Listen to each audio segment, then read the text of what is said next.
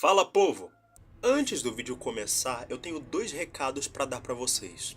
O primeiro é que eu tô gravando isso gripado, tá? Então se eu parecer meio fanho, relevem. O segundo recado é: como vocês bem sabem, acabamos de entrar no mês de setembro e vocês sabem muito bem o que isso significa. E não, safadinhos, não é o NoFap. O Setembro Amarelo é o mês de prevenção ao autodesvivamento, por assim dizer. É um assunto delicado que envolve muitas questões de saúde mental que infelizmente só tem o destaque que se deve nesse mês, embora devesse ser uma pauta recorrente o ano todo. Por isso eu, como cristão, e uma pessoa que também tem os meus assuntos de saúde mental, quero edificar a vida de vocês com um versículo. Em Eclesiastes capítulo 4, do versículo 9 em diante, está escrito: é melhor ter companhia do que estar sozinho, porque maior é a recompensa do trabalho de duas pessoas. Se um cair, o amigo pode ajudá-lo a levantar-se, mas pobre do homem que cai e não tem quem o ajude a levantar-se. E se dois dormirem juntos, vão manter-se aquecidos. Como, porém, manter-se aquecido sozinho? Um homem sozinho pode ser vencido, mas dois conseguem defender-se. Um cordão de 3 dobras não se rompe com facilidade. Portanto, pessoas, não andem sozinhas. Se vocês têm um familiar de confiança ou um amigo com quem contar, fique ao lado dessa pessoa, fique próximo. E você, mesmo que não acredite em Deus, leve essa palavra como um conselho para sua vida. Eu sei que muitas vezes buscamos entretenimento na internet de forma a esquecermos dos nossos problemas, mas na maioria dos casos tudo o que precisamos é nos sentir um pouco amados. Por isso lembre-se, você não está sozinho. Recado dado, vamos pro tema principal. No vídeo passado eu li muitos comentários apontando chefes que supostamente faltaram na lista. Então eu decidi trazer uma segunda parte desse vídeo, dessa vez trazendo não só 5 chefes, mas 6, e dentre eles alguns dos que vocês sugeriram. E é por isso que hoje nesse canal teremos o top 6 chefes mais grotescos dos Souls. Vamos começar abrindo a lista com um chefe que eu acho que foi o que vocês mais disseram que estava faltando. Em sexto lugar, The Rotten. Em Dark Souls 2 nós temos personagens emblemáticos e dentre esses a dupla dinâmica Aldia e Vendrick. Vendrick, por sua vez, era o rei de Drangleic, o exterminador dos gigantes, que almejava curar a maldição dos mortos-vivos. Acontece que para isso ele contava com a genialidade científica do seu irmão Aldia, esse que por sua vez é um dos seres mais poderosos desse universo, se tornando imortal por conta dos seus experimentos. Esse cara é responsável inclusive por ajudar o nosso personagem na nossa jornada, oferecendo conselhos que podem inclusive influenciar a nossa escolha para o final do game, de acender a chama ou não. Porém, como nem tudo são flores e tudo em Dark Souls tem o seu lado obscuro, digamos que Aldia, apesar de dar uma de bom samaritano, não era exatamente uma boa pessoa. Quando iniciamos a nossa jornada e chegamos em Majula, duas coisas chamam a atenção. A primeira é o lindo pôr do sol. A segunda é o Poço de Majula, um buraco aberto bem no centro dela, que descobrimos mais tarde ser o caminho que nos leva até a Ravina Negra. Esse lugar originalmente era onde Aldia descartava os seus experimentos que davam errado, como quimeras e outras bizarrices, coisa que obviamente inclui experimentos com mortos-vivos. E assim formou-se o lugar que chamamos de Sarjeta, um assentamento na escuridão do subsolo, abrigando os fracassos de Aldia até adentro na ravina. Depois de muito vai e vem, envenenamento e vermes gigantes, chegamos à arena e... Bom, podemos dizer que essa adorável almôndega é o precursor do que seria o renascido do Bloodborne. Esse familiar amontoado de corpos fundidos, carregando um grande cutelo de açougueiro, parece ter a estrutura interna de uma gaiola de metal para manter tudo no lugar. Além de um morto-vivo no topo de toda a sua estrutura, que fica ou mimetizando os movimentos da estrutura, ou talvez controlando toda aquela massa. Independentemente de ser um dos experimentos de Aldia ou não, a formação do The Rotten se deve a uma grande alma, que assim como no passado abrigava consigo os mortos, embarcou dessa vez o sentimento de desespero daquelas criaturas, tornando assim o apodrecido, uma criatura surgida através do desespero. Eu digo isso porque The Rotten e Nito do primeiro jogo são extremamente parecidos um com o outro. Quero dizer, as ideias são bem parecidas, apesar de que, nesse caso, não foi a melhor das execuções. Em quinto lugar, a Curse Rotted Great Wood, ou simplesmente a Grande Madeira Apodrecida. Este é um estranho caso de jardinagem que deu muito errado, já que ao invés de adubo, usaram maldição e desespero, todos descontados no que outrora foi uma árvore espiritual dos residentes do assentamento de mortos-vivos. Como já é de praxe nas sequências de Dark Souls, sempre somos ambientados a um reino novo. E dessa vez, estamos ambientados ao reino de Lothric.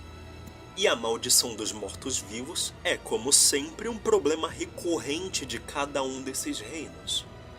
O assentamento de mortos-vivos é o novo depósito de rejeitados da vez. E nessa comunidade, os undeads moravam em conjunto e faziam juntos as suas preces. Acontece que nessa brincadeira, ao descontarem tanto ódio e rancor em cima de uma única árvore, ela acabou por ser infectada e gerar em seu interior o pior do que aqueles undeads tinham a oferecer. Isso aconteceu porque, no seu interior, havia uma fornalha de transposição, um artefato utilizado mais tarde no game para extrair o poder de almas poderosas. O resultado disso tudo é uma árvore assumindo a forma de um morto-vivo, com braços e pernas, frutas podres e... ovos? Eu tava batendo no... lá ele. Enfim. Na segunda fase, tudo isso é esclarecido, pois a árvore em si era de fato um casulo para algo muito mais medonho.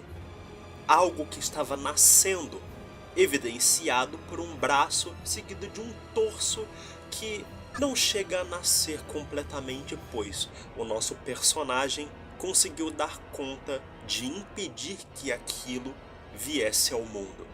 Ainda bem. Em quarto lugar, o Guardião Primata. Esse é um integrante de uma espécie extremamente antiga de primatas, praticamente em extinção. Porém, esse exemplar está vivo há mais tempo do que pode se lembrar. Em Sekiro Shadows Die Twice, nós temos dois tipos de imortalidade. Aquela que é resultado da linhagem de sangue do dragão, e a outra é resultado dos ritos do Templo Senpou, que, almejando replicar o efeito daqueles que nascem com o sangue do dragão, submeteram-se ao contágio de um parasita em forma de lacraia, que concedia imortalidade ao seu receptáculo, o que deu origem ao que chamamos de os infestados. Aqueles que não são fortes o suficiente para criar dentro de si o parasita tornam-se mortos-vivos mumificados, servindo de casulo a uma lacraia que será incapaz de alcançar a maioridade. Porém, indivíduos dotados de força são capazes de suportar períodos de tempo inimagináveis contendo dentro de si o parasita. E foi isso que aconteceu com a monja corrompida, guardiã do Vale da Nascente, e com o Guardião Primata, o protetor da Lotus Branca do Vale Bodhisattva. Mais tarde no game descobrimos que são as águas do Vale da Nascente que comportam esses parasitas, e que por conta delas desaguarem nas termas do Guardião Primata, isso foi a causa da sua infecção, o que provavelmente aconteceu ainda nos tempos de abundância da sua espécie. E pense num primata territorialista, pois ele protegia a Lotus Branca para presentear a sua parceira com ela, uma que ele encontrou depois de muito tempo sozinho, já que podemos encontrar o esqueleto da que foi a sua anterior esposa no topo da caverna que lhe serve de toca, o que denuncia o quanto esse animal é antigo, De olhos vermelhos, pelo branquinho, unhas à la Zé do Caixão, uma ferida mortal causada por uma espada presa ao seu pescoço, que cicatrizou de modo a formar uma grossa casca em volta da lâmina, e de brinde, um peido tóxico com direito inclusive a um tiro de cocô, tornam esse chefe o exemplo perfeito do que é a síndrome de macaco. Quando arrancamos a sua cabeça, depois de uma pausa dramática, ele se levanta para mais um round. O detalhe aqui é que se usarmos a lança em espiral, podemos puxar e ter uma breve visão do parasita maduro, que controla o seu corpo utilizando a espada que o feria para nos atacar.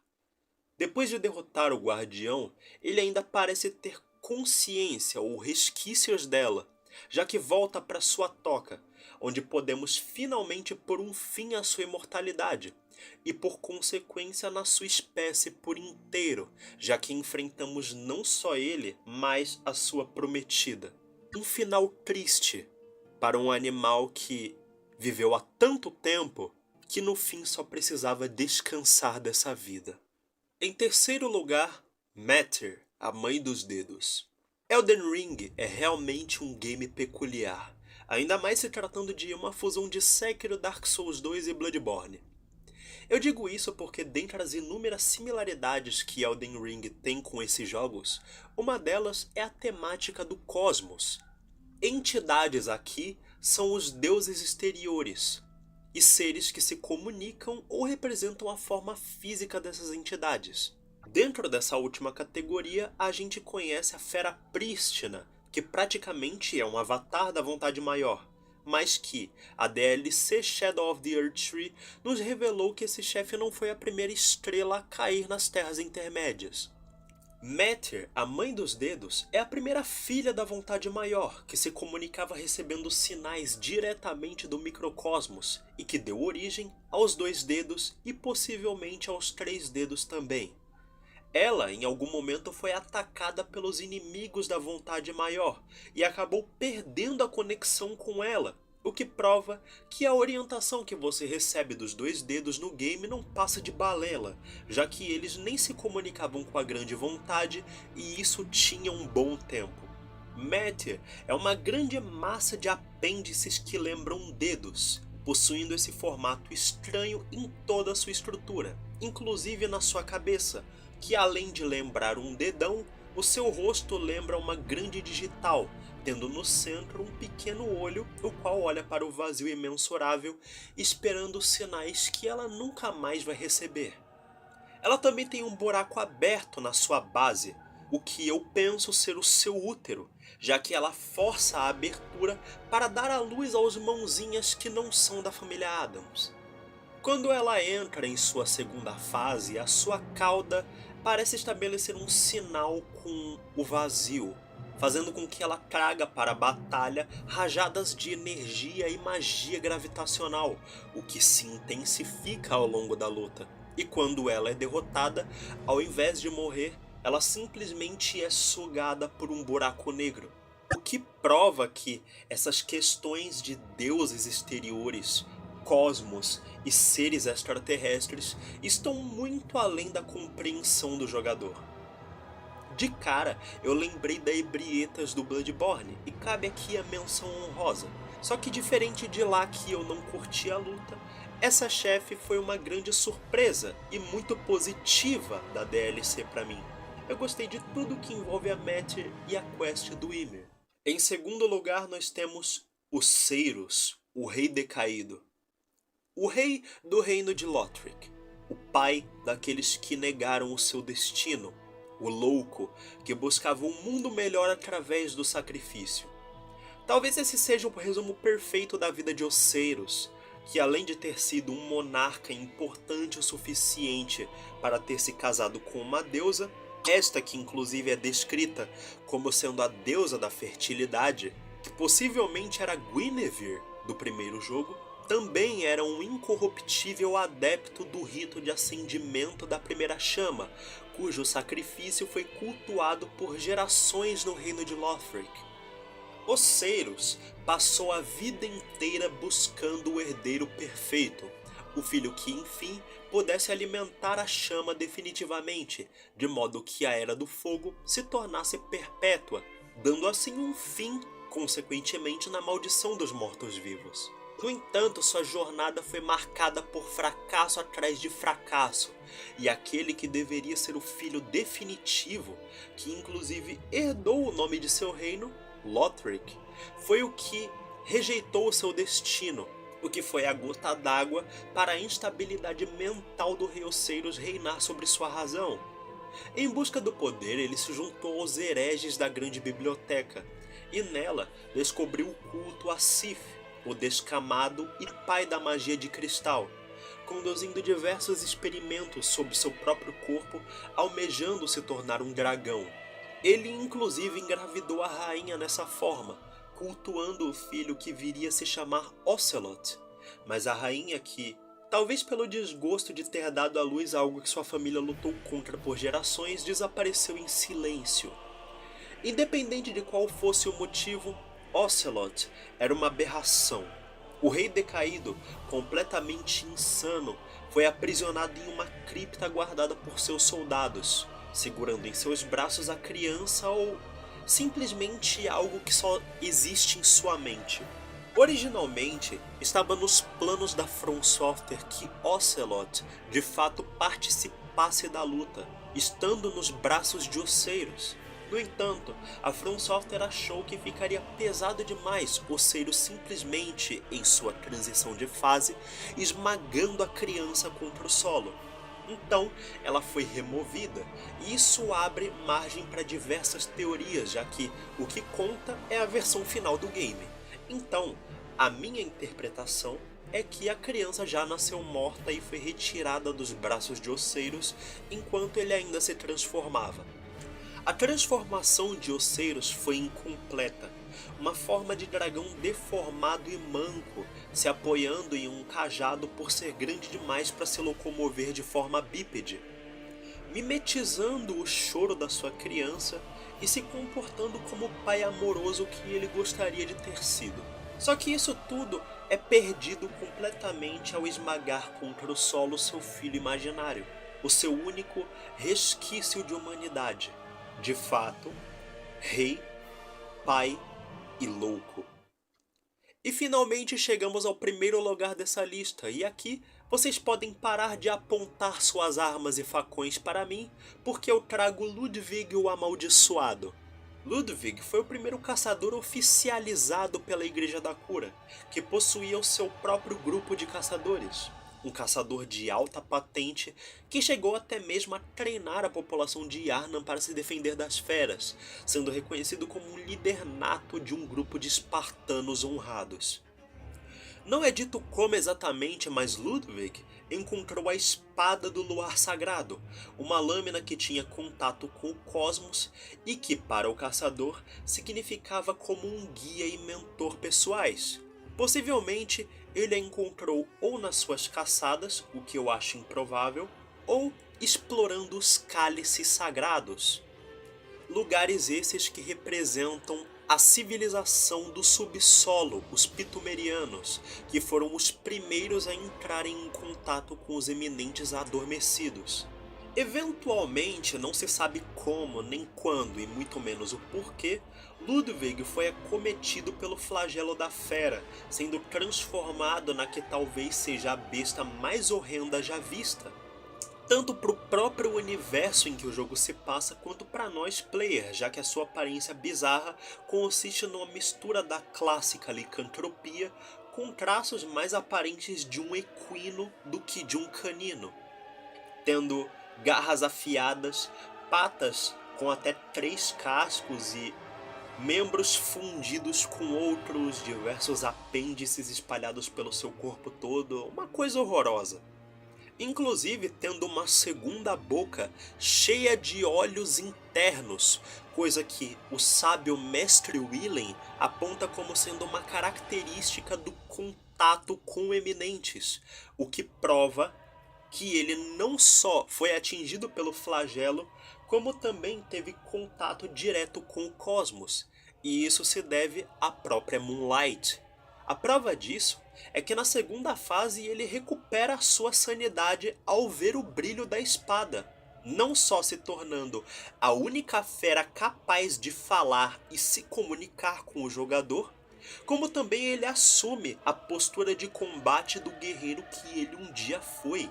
Todos esses elementos, a aparência bizarra do Ludwig, a arena cheia de corpos espalhados e a música deveras épica, uma das melhores composições de Bloodborne, tornam esse chefe não tão somente bizarro, como um dos mais épicos já criados. E é dessa forma que terminamos a nossa lista. É isso aí, pessoas, muito obrigado por assistirem esse vídeo até aqui. Em breve eu vou estar trazendo mais conteúdos de qualidade para vocês, tanto de jogos quanto de mangás e outros temas. Não se esqueça de deixar o seu like, compartilhar e comentar, se possível, sugerindo novos temas, e eu estarei lendo e respondendo todos vocês. No mais é isso, povo. Sejam humildes sempre, fiquem com Deus e até a próxima.